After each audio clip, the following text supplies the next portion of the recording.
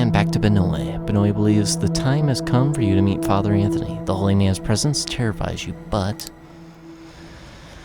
approaching the cathedral on the street makes you nervous. You've been here twice, and twice something bad has happened, or almost happened, as in both cases you ran away. Benoit suggested it's time to stop running and experience faith head-on. Perhaps you're right. Maybe it is cowardly to take refuge in rationalizations when you know what you felt, the holiness of the priest and your own damnation. Walking towards the doors of the cathedral, you glance at the bench where you sat when you first met Benoit.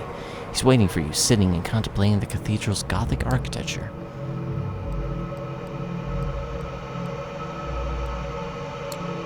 Are you sure we should be meeting here? Don't worry, we're not going inside. Benoit looks different than before, intense, certain. You've had some time to think about what we spoke of before. I want to learn more about Cain, about where we all came from.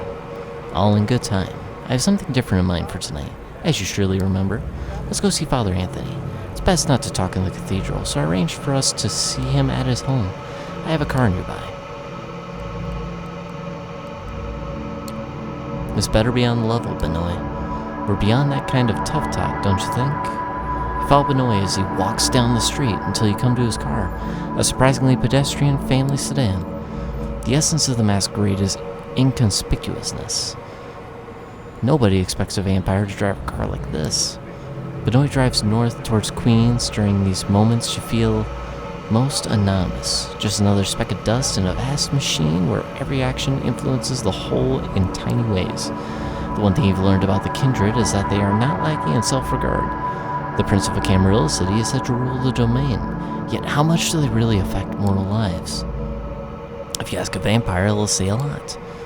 Perhaps that's what made Benoit turn inward, the futility of finding meaning in a secret predatory existence. Benoit stops in front of a red brick row house, a little run down, but probably not cheap. Benoit notes your interest. Father Anthony comes from an old New York family. He inherited the house.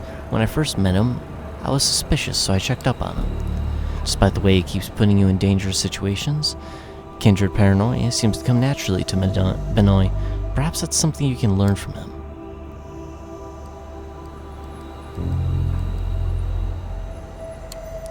He knows we're vampires, right? Yes, he knows. He doesn't know everything I've told you about Cain and the First City and so on, but he knows we're no longer human. You follow Benoit to the stairs, looking around for any signs of an ambush. As you get to the door, the first signs of trepidation hit you. The discomfort, the pain that'll follow once you're inside. It feels like a physical thing, a burning sensation under your skin and your blood. You look to see how Benoit is taking it. He's smiling, eyes closed for a second before knocking on the door, almost as if he's enjoying the sensation. The door opens and you see Father Anthony's kindly face. Your body feels as if in a vice. You haven't really been bothered by hot or cold since you were embraced, but now it feels like the surface of your skin is overwhelmed with sensation. The fear and terror are paralyzing. Yes, you barely hear Benoit's whisper. Come in, you two. I might not know much, but I know enough not to do this on the porch. You force yourself to follow Father Anthony into the apartment, despite the splitting headache and rising panic. It's hard to take in your surroundings. Everything seems to vibrate, seeking to engulf you. Framed portraits of a mantelpiece, a cross on the wall, a living room with lots of books, many of them old. I'm not sure I can offer you anything. You don't drink tea, I suppose? No, we don't. Please, is there salvation for our kind? There's salvation for everyone. God's grace is infinite. We just have to find you a way there. Please, Father, you know this is difficult for us. You'll forgive me if I don't waste time. Father Anthony looks pained.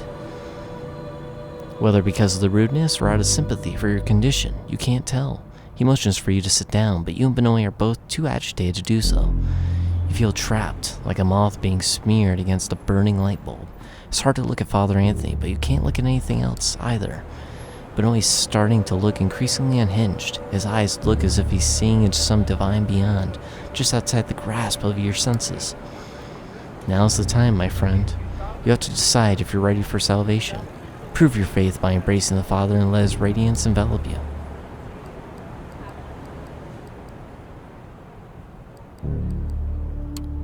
Please, Benoit, it hurts. You're damned. It's supposed to hurt. Just kneel and be blessed. As the blessing... Tongue-tied there.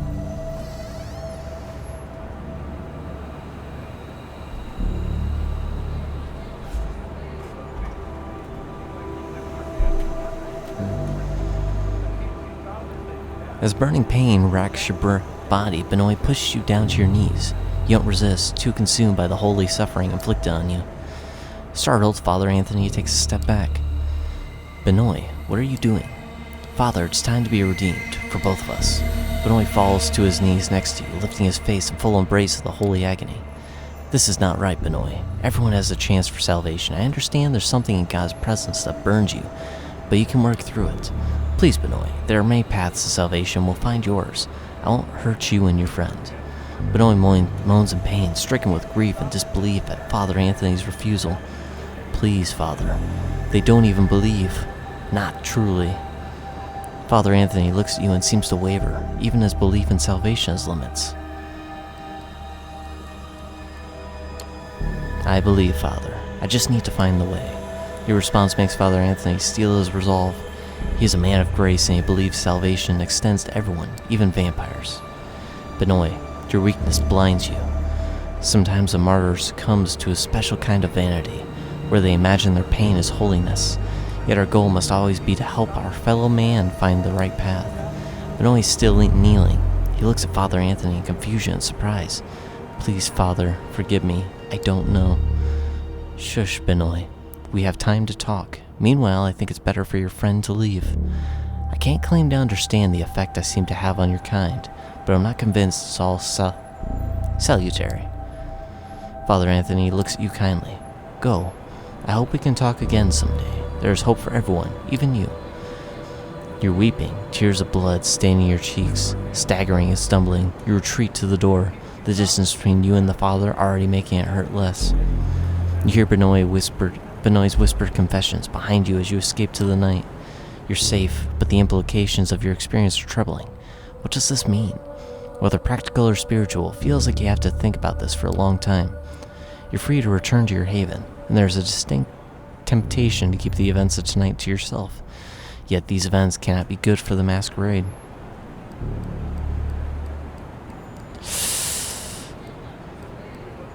Let's be honest with Sophie. You make your way to Sophie's apartment, seeking comfort in the anonymity of the crowds on the New York sidewalks. Some are coming from a late shift at work. Others are going out. You nod to the doorman and slip into Sophie's building. Go up and knock on her door. Sophie opens the door in the middle of a phone call. She motions you to come in as she mumbles assent to the phone. She could be talking about earth-shattering secrets or an acquisition from an art gallery. Following Sophie's cue, you sit down in the living room. A few moments later, Sophie ends her call and sits down opposite you, regarding you with her unusual mix of paternalism and disdain. You appear shaken up. That's not a good look to cultivate in the world of the kindred.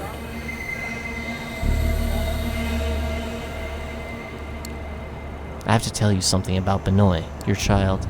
Benoit? I haven't heard from him in a while. Where'd you dig him up?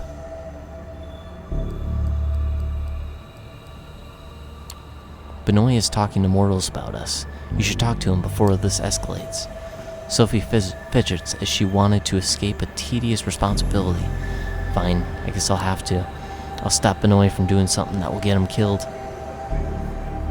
You leave Sophie's apartment wondering how things will play out between sire and child.